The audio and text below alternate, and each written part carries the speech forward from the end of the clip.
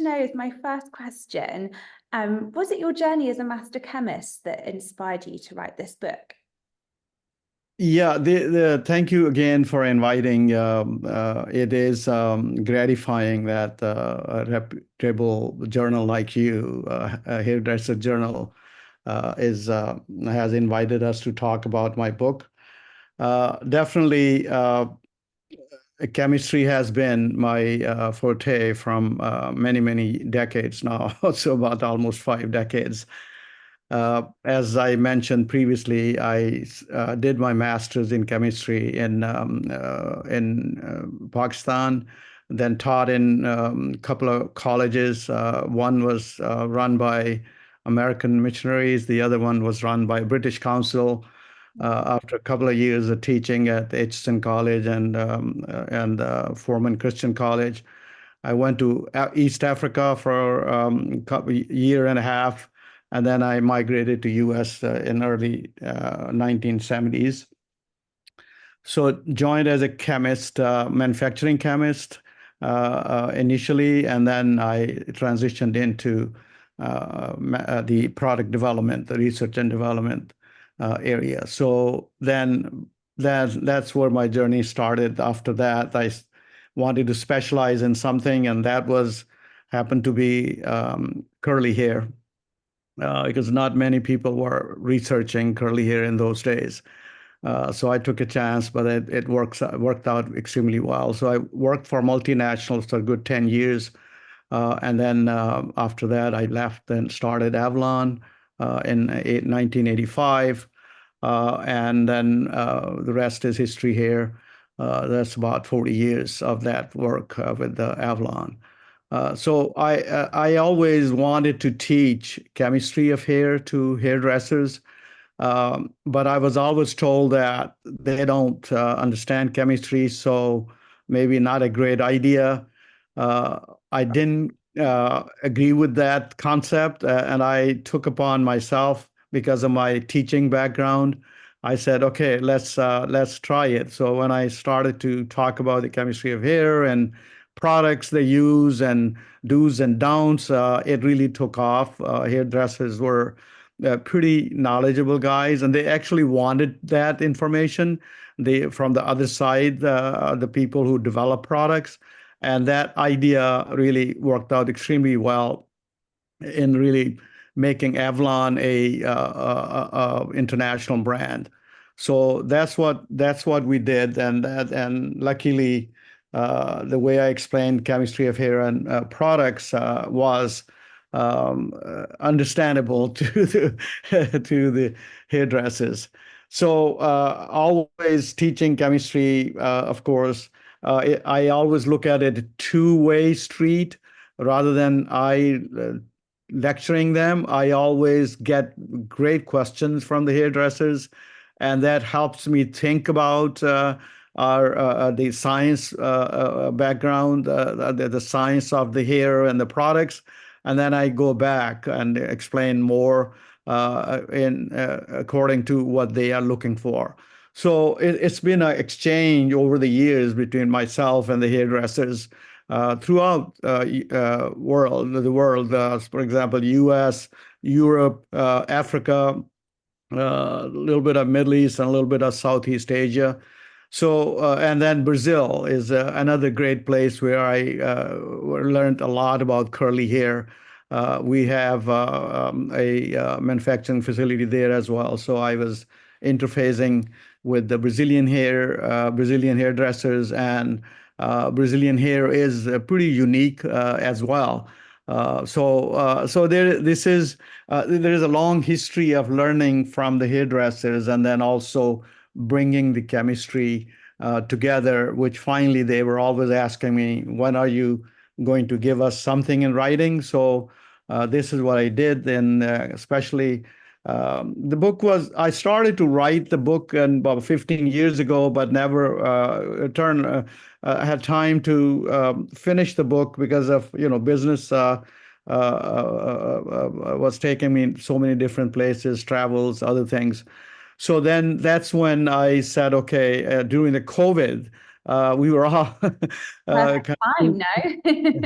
of we were all cooped up in our homes, and I said, okay, this is a great opportunity. So Time. I started to bring back the old manuscripts, brought in all the new information, and that about took almost 3 years last year when we finally published the book. So it's been a lot of effort, and a lot of people have helped me in this process, especially my daughter, who is also a PhD in chemistry. And Dr. Maliha Syed, she edited the book for me. And then we took entrepreneurial, yes, that's right. I read that acknowledgements. That's fascinating that it's a Yeah, family yeah, pursuit. and we took an entrepreneurial approach to publish ourselves rather than hunting for the publishers and all of that. Because of my background as an entrepreneur, I say, okay, let's try it. So it has really worked out really well. The book has kind of quite a bit has been sold. Not that many copies left, but the key is the people are it's not really for me a business making venture. It is more sharing what I know so that people can benefit from this. And in this process, hairdressers, trichologists, and the beginner chemists, and even the consumers, nowadays, consumers do a lot of reading via the social media, the internet, and the Google of the world. So there's a lot of information for everyone in this book, and if you look at the peer reviews on the back of the cover, some of my peers have really looked at it. One of them, Dr. Lockhead, who is from Scotland, and he's been a professor here in the U.S., a renowned professor, Dr. Robert Lockhead. He's written the review on it, and then some other scientists. So it's pretty gratifying that I've been able to share my all those 50 years of learning Great, about curly hair, wavy hair amazing. uh, in this book. But one thing I always wanted to tell, although the title says the curly hair, structure, properties, and care, but it's really a comparative study of all hair types, because you have on one side you have type 1 hair, which is a straight hair, and then on the other side you have type 4 hair, and then many types in between. So we studied all of them so that when someone is reading this book, they're not only learning about curly, wavy hair, but also learning about the straight hair. So that is what that is. Although the title says curly hair, but it really is a comparative study between all hair types. So for So hairdressing professionals, that's just perfect because they are dealing with all different hair types all day, that's day in, right. day out. That's Even right. on one head of hair, you can have multiple different hair types, can't you? Yes, Um, definitely. You're right. so for hairdressing professionals, what specifically can they get out of this book? Obviously, you can kind of explain things in simpler terms than them. And yeah, what are they going to get out of reading curly hair? Yeah, that's a very good question. As you could see, in chapter 1, I actually introduced the rest of the book to them in a brief way.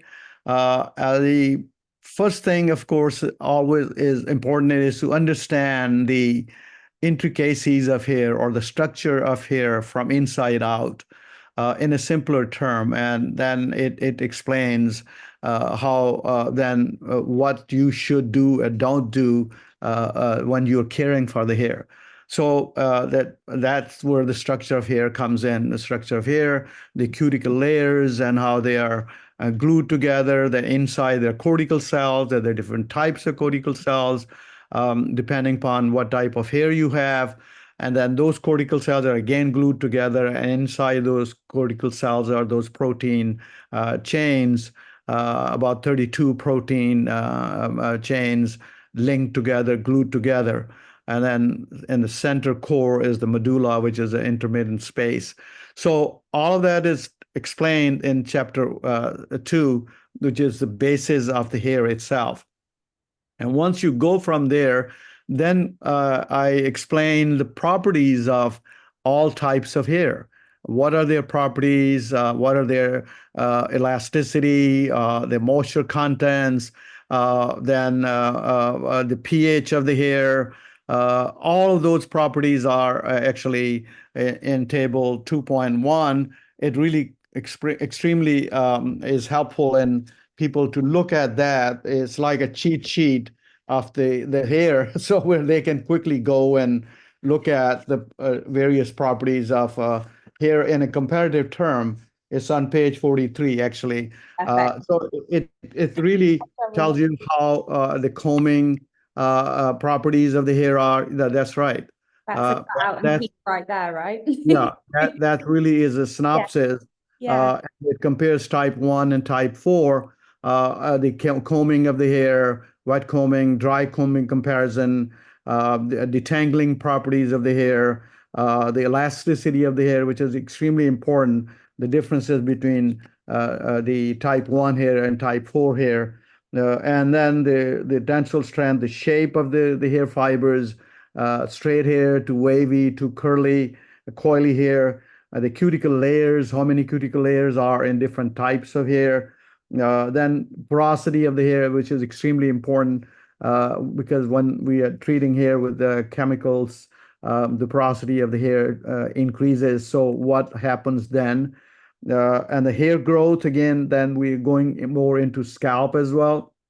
uh, how the hair grows, what is the rate of hair growth between hair types or the individuals, the hair shine, moisture contents, which are extremely important, and the transepidermal water loss is the capacity of the scalp to hold that moisture or lose that moisture. More it loses the moisture, that means weaker the scalp is. So all of that is explained in the properties of hair and scalp.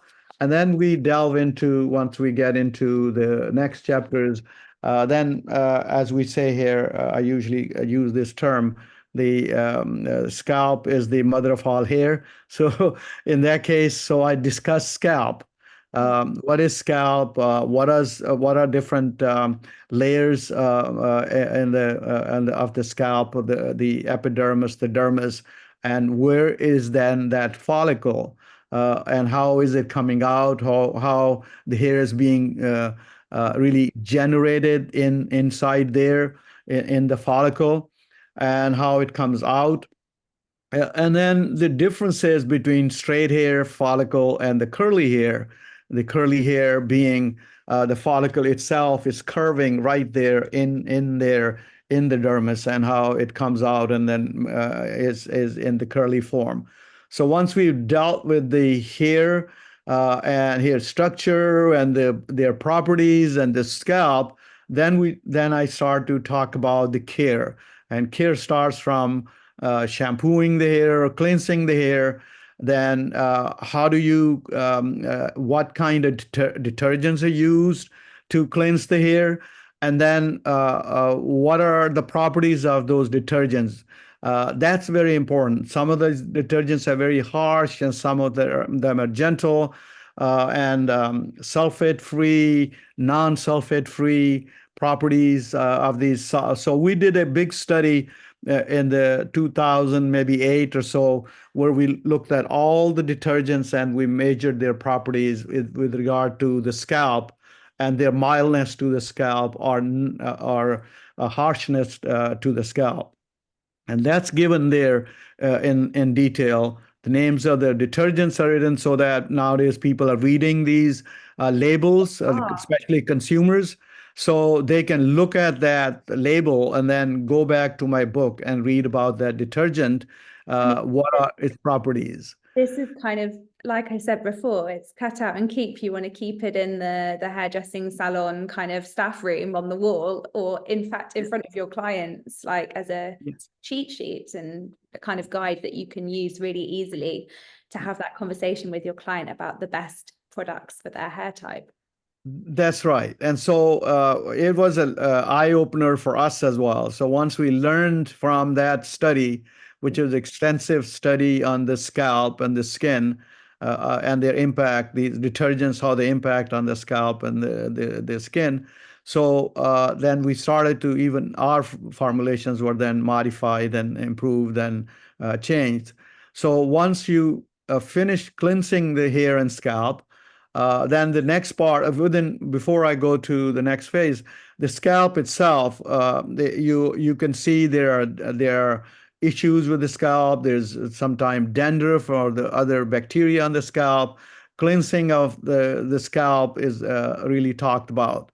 Also, within that scalp chapter, we also talk about hair loss, why people are losing hair, and what are the remedies. Some of those remedies are pharmaceutical based, such as finasteride or minoxidil and whatnot. And then what are other alternative natural remedies, so to speak. And then we talk about those as well. So that chapter, scalp chapter, is pretty extensive, especially for trichologists as well, who are involved in the studies and are curing the baldness, so hair loss.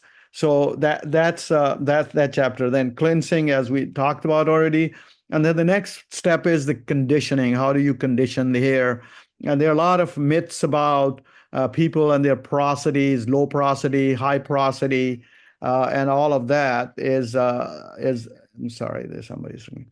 So that's dealt with in that, especially conditioning, conditioning molecules, which ones are good for the low porosity hair, which ones are good for the high porosity hair, and then what are the factors which affect the conditioning molecules to penetrate in the hair. And in that case, I explained three factors like the time, the heat, and the pH of the hair. So all of that is explained. So this way, people can pick and choose depending upon what type of hair they are dealing with, low porosity or high porosity. So after conditioning, of course, then we go into the styling and maintenance. Then there's a chapter on that. There's a lot more nowadays. People talk about oils. All of those natural oils are explained in there. Different styling products are explained in there. The properties of the oils, a comparative study is presented where we took all the oils, naturally, definitely the oils which are commonly used nowadays, and we studied their role in the moisturizing the hair or conditioning the hair, and what do they really bring in for the hair and scalp, and that's explained in there in that chapter. I think it's chapter 7, and then the last chapter, which I wanted to bring in, although people are doing lots of natural remedies, but I wanted to bring in the all chemical services which we indulge, our consumers are indulged in, and a hairstylists, hair consumers, and hairdressers involved in. That's a pretty long chapter, but it deals with hair coloring, hair lightening, hair relaxing, hair smoothing, permanent waving. All of those things are explained in there, and their effect at times on the hair and scalp. So that's a pretty extensive chapter as well. So I feel that we've covered everything in this process in this book. But of course, I'm always open to hear from the hairdressers, the trichologists, and consumers as well. So the feedback, I always appreciate the feedback so that I can improve my work for the future. So that's the In a work nutshell, that's the I've book, been right? involved. Yeah. Yeah. That's incredible. And obviously you've, as we've heard, had a very long and varied career, but also quite a specialist career. So can you share some of the scientific breakthroughs perhaps that you've been involved with, a couple of key moments that people might not realize? Yeah, thank you for asking that question. That's actually my life story in a lot of ways, where it took me from uh, the lecturer or teacher teaching chemistry in college and higher secondary schools to the world stage, so to speak, over time. As a young chemist, I was working with renowned scientists out of Gillette, Tony Gillette, and they wanted to. In those days, hair relaxers were very prominent throughout the world, and the concept was that how do we make this hair soft, silky, and smooth and conditioned the before relaxing or during relaxing or after relaxing. So I was fortunate to work on that concept with my mentors. Uh, so luckily, the approach was always that okay, either do it before or after, but I thought of doing it simultaneously while you're relaxing. Why don't you condition? Of course, it's easier to think or have that idea, but the execution was very difficult because most of the conditioning agents are not stable in the presence of alkaline conditions, or when you are in the presence of relaxers or lighteners or permanent colors. So I tried, and luckily we were able to find a way out, and we that was the first really breakthrough in relaxers, and that was a patent which I shared with my employer at that time, and then afterwards I kind of modified that whole concept or process. By that time, I had left the places I was working, and then I had started my own brand in starting in 1984, 1985. So that's where I really specialized in relaxing and conditioning simultaneously, or actually treating hair chemically and also conditioning simultaneously, whether they are relaxers or permanent hair colorings, permanent hair colors, or hair lightening processes, or permanent waves. So all of that, that was then my first patent for my company, my own business. But before that, I had about 4 patents. So by now, I have about 45 some patents plus more coming. So that was the breakthrough, in my opinion, first breakthrough for which was very good for my career as well. Amazing. And Um, then, yeah, and in the 1990s, again, invoking Dr. Lockhead's one of his studies on how the hair swells. So I piggybacked on that, and then started to apply that concept on the curly hair or wavy hair and straight hair, all of that. But in those days, not many equipments were available to study the swelling of the hair. Actually, hair swells whenever you are treating it, even with water. If you wet the hair, it swells to some degree.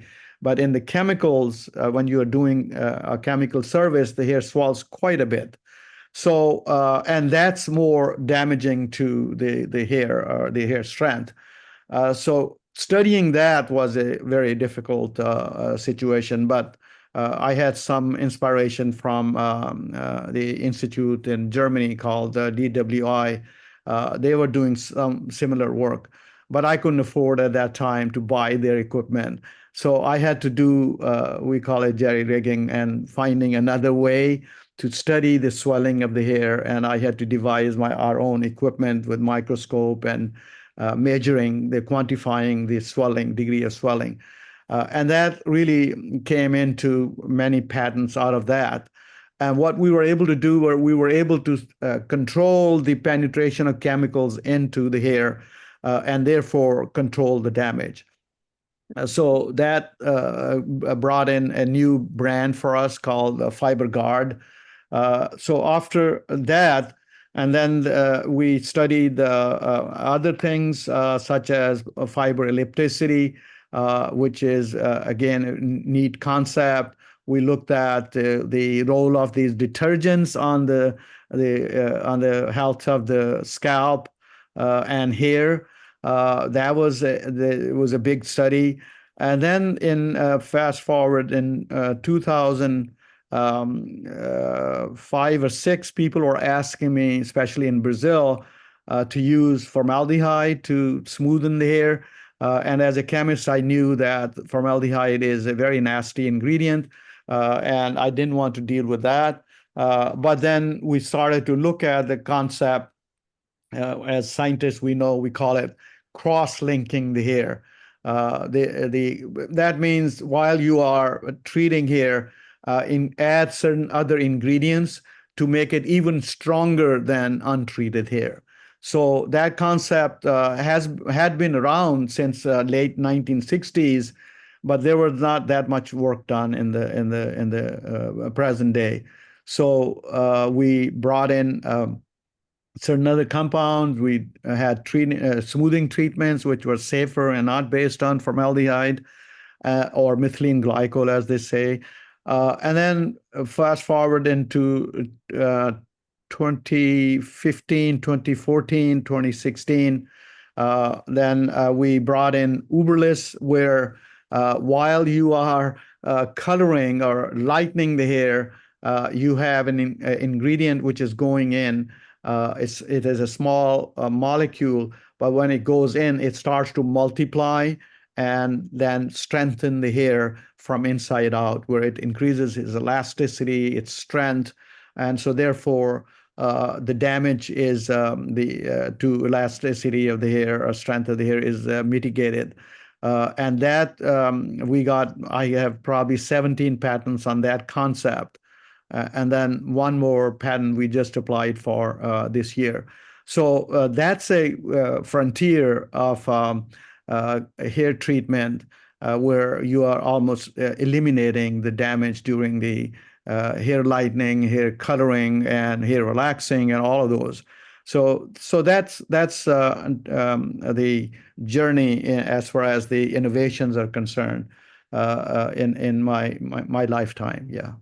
That actually really leads us nicely onto the next question, which is the common myths and misconceptions about curly hair. And you, on your notes that you've made, you've actually said a common myth is that curly hair is very strong and it can kind of withstand chemical treatments and high combing forces. But obviously, in reality, it's the opposite. And all of that research is kind of you're backing up, though, that misconception and kind of overturning it. So that's really interesting.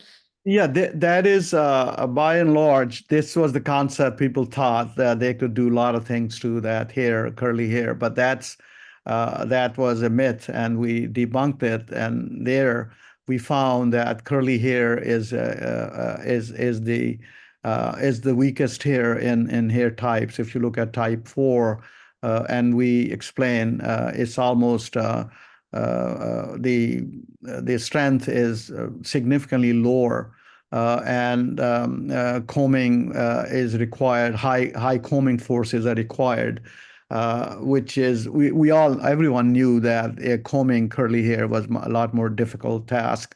And then we quantified that how much more strength on the force you need to comb that hair. It's almost like 32% or 32 times more force required to comb curly hair than the straight hair or type 1 hair.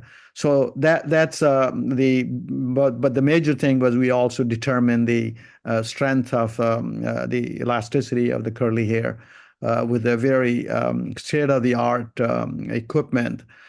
In this process, as an entrepreneur, we kept building our innovation center because we know that if you have to study the hair and scalp, you have to have all these equipment. So we have almost 10 different labs in our research center, along with a hair salon, which is a free service, but we learn about our products during product development and also after the product development once the product has gone into the marketplace. So that was a big also the moisture contents of the hair, curly hair. The people didn't realize that it's much more dry. And then scalp condition, amazingly, scalp is dry and it's flaking, and there's a lot of dandruff related or the fungus related issues on the scalp because the consumers are not cleansing their scalp every day or every other day, but the average is every 2 weeks folks are shampooing the hair. And then, of course, the cleansing the scalp at the same time. So that process in itself, is we dealt with the scalp condition, and we have very successfully treated the scalp, made the scalp healthy. And that brand, a sub-brand in our collection, was extremely successful since has been successful since maybe 92 or 95. We continue to treat hair and scalp simultaneously. That's our strategy. If we are treating the hair, but we are actually treating the hair and scalp, you cannot forget about the scalp. So it's the mother of yeah, hair. the Mother of scalp is the mother of all hair. So that's the now it is becoming fashionable to talk about the microbiomes of or the bacteria environment of the scalp or skin. Microbiome means there are healthy bacteria on the skin or scalp, and there are nasty ones as well. So we don't want the nasty ones, but we also do not want to kill the healthy bacteria on this skin surface or scalp surface. So we have been involved in that for quite a while. So we are studying, it's a holistic approach to hair and scalp together. And that was not there in the past. People didn't worry about the scalp of the type 4 hair, type 3 hair. And now it is becoming more a common practice that we are treating hair and both scalp. So that's been a progress which wasn't there. Uh, One more thing on the curly hair. Again, the types, even curly hair changes a lot. Depends on your hereditary history.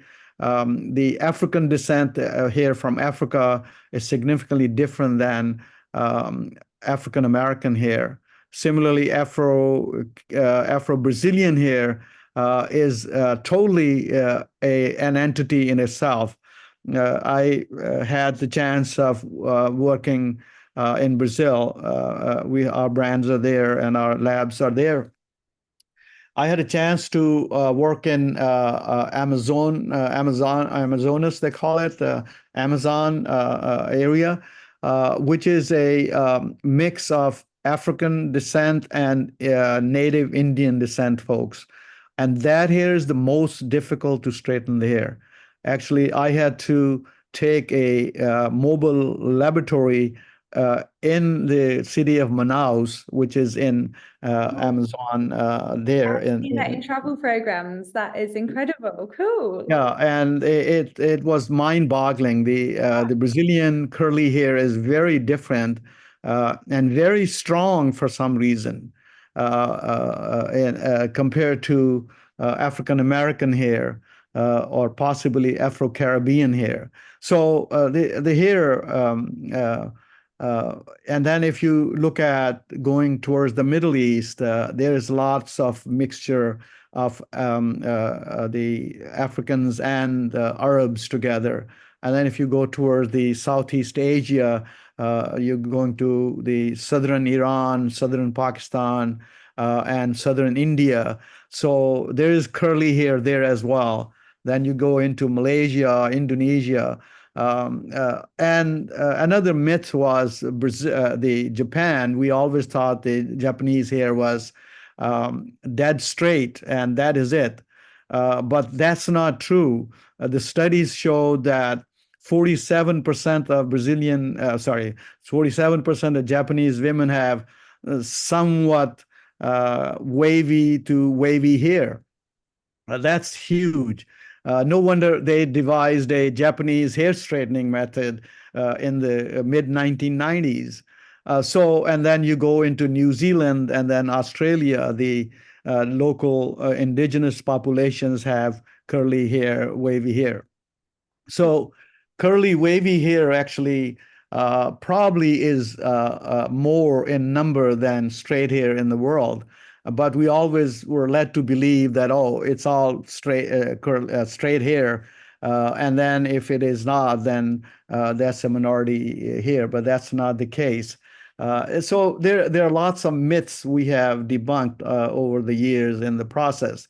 And interestingly, with today's day and age, where the mobility, human mobility has increased significantly, now we have a lot more diverse hair types than 100 years ago or 200 years ago. So that also brings in a uniqueness in the study of hair when it comes to hair types. And we have dealt with hair types significantly in chapter 3. That's very important. And Dr. Maliha Syed and I presented a paper about 3 years ago to International Society of Cosmetic Chemists in New York, and she actually got the first prize in that paper. We studied the relationship of the hair types and the hair properties to the strength of the hair. And that's presented in chapter 3 and that table 3.1, how hair gets weaker and weaker from elasticity standpoint from type 1 hair to type 4 hair. So the purpose is that, so therefore treat that type 4 hair, the curly hair, gently rather than with harsh chemicals and not a right way of combing. Combing curly hair is significantly different than combing straight hair. That combing techniques are mentioned, and then I had to learn that when I first started, and I didn't realize that the combing techniques are different depending on the hair types. So all of those things are mentioned here in this book. Your work seems to be ever evolving, which is really exciting, I imagine, as a subject matter, to continually having social mobility and a more diverse races, like mixing in different countries and travel and things. So what kind of future trends or innovations in curly hair do you predict? And how does the book kind of prepare readers for those advancements? That's a good question. The key here is now in today's day and age, finally the manufacturers of raw materials are catching up, and now we are living in the era of naturalism. Things should be natural. We have been fed all the synthetic foods and synthetic hair products, all of those kind of things. Yeah. So the old ways of doing hair in the last few centuries were totally forgotten with the advancement of chemistry and sciences. And we were always about the synthetic, man-made materials. Now results, didn't we? We didn't care how we got there or the health of the hair after. It was just that's right. Now the pendulum is going the other way, and now we're looking at natural ingredients and or modifying natural ingredients. So the suppliers are introducing many new natural based ingredients, which we are constantly using. And then technology has impacted the consumers now at the point of purchase in a store are able to scan the list of ingredients which the apps will tell them if there are bad ingredients or not, and they will score for them. And then you will make a decision whether you want to purchase this product or not. It's so So, important for hairdressers then to be abreast yeah, of that knowledge and like be able to advise yeah, their clients rather than yeah. letting clients. So, same thing, the hairdresser can look at the ingredients and they can scan it and make a decision whether they want to use this product on their consumers or not, or this patrons or not. So that's where we are doing a lot of changes and developing ingredients. I'm constantly, since I think I would say this, that I have seen the most change in my life from where I come from, and then the science and technology, which has really changed this world to information age of the 90s and 2000s, and now where we're living. So I'm constantly looking at those old techniques, which my mother or my grandmother was utilizing, or the ingredients they were using to cleanse their hair and scalp, versus what we used to do. And now we are bringing in those ingredients, actually, natural ingredients, into cleansing and conditioning and styling. So that's a big change. That's one of our brands called As I Am is really is based on most of the natural ingredients, and we are constantly improving these products with more and more natural ingredients and the science put together. Because one thing is just put one ingredient in the product and say it's a natural ingredient, but my philosophy is that what is it doing for the hair and scalp, and how much of it is needed for in the formulation. So all those studies are made and in the form of a dossier. And then when we are, especially again, the Europe has really done a lot of service to our industry, where the REACH started to ask the manufacturers, the claims you are making, where is the proof? And where's the safety of these ingredients? And I believe that was a step forward. We do a lot of research, and we create our dossiers about our products and present it. A case in point was we had an Uberless brand called one brand, we called it a spray called Healing Spray, and we were right away challenged by Reach that healing spray, that's a huge claim. Prove it, and we proved that to them.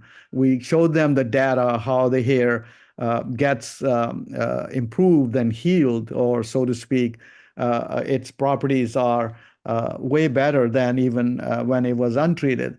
So it's really very gratifying, and also I personally feel that this is very exciting, that we are living in exciting times when we are doing all these things. And in the process, it's all about the consumer. It's all about their health, health of their scalp, health of their hair, and in honest way, rather than just say something on your label and say, oh, it does X, Y, Z, but there's no proof.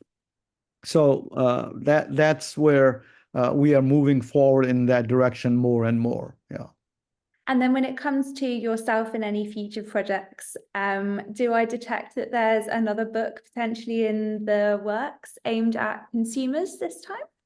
Yeah, I'm glad you asked this question. My son, Hassan Say, is a graduate of Boston University. He runs our marketing and sales, and he's now the president of Avlon. So his first question has been, you have to further modify this work for the consumers at large, who are not hairdressers, who are not trichologists, who are not chemists. And so that could be another effort and a simpler book for consumers, so to speak.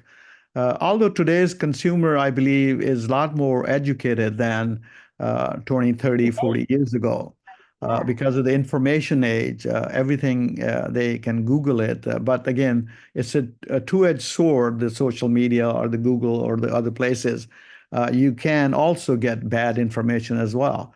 The So age of information and misinformation at the same misinformation, time. yes. So that's the way. I think that will be the next step, possibly come up with a simpler book which is geared to the consumers Brilliant. for the health of hair and scalp. Yeah. I mean, and the more people that are engaged with scalp health and hair health, it only helps to foster and build the hairdressing community and further your research as well. So it's a win-win. It is a win-win, and that's very important for our profession because ultimately I cater to hairdressers, and that's what I've done all my life. And I am personally indebted to the hairdressers, the hairstylists who have really contributed heavily in my career, and I've always been loyal to them. That profession we have to continue to develop and improve and excel in that area. The consumers cannot do what the hairdresser can do for our hair and scalp. Yeah. 100%. That is such a wonderful note to end this interview on. Thank you so Thank much you. for your time, Dr.